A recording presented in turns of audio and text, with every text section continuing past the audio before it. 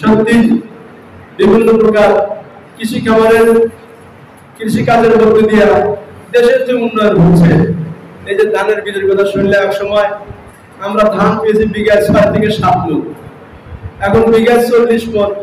এটাতে পোষণা ওনারা গবেষণা করতেছে আরো উন্নত জাতের ধান বীজ দিয়া 1 বিঘাতে কেমন করে 70-80 মণ ফলানো যায় নাকি বলেন, চেষ্টা করতে সেটা বলে গেল ফল ফলাতে আবার পরিবার বেনিফিট মানুষ পাচ্ছে।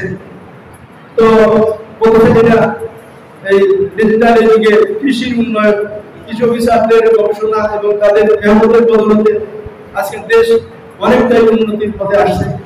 এর মধ্যে কোন বিভাগ যারা আছে, যুব সমাজ যুব বিভাগ যারা আছে, তো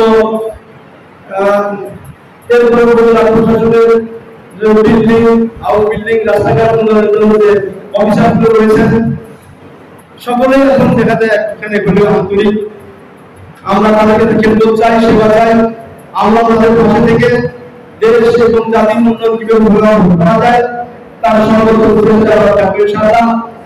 তো শুধু বলতে আসুন আমরা নিজেরা প্রস্তুতি হই, নিজেরা সততা এবং নিষ্ঠা প্রণয়নের মধ্য দিয়ে নিজেদেরকে এবং পরিবারকে সমাজকে গড়ে তুলি, দেশকে সেই দিকে নিয়ে যায়।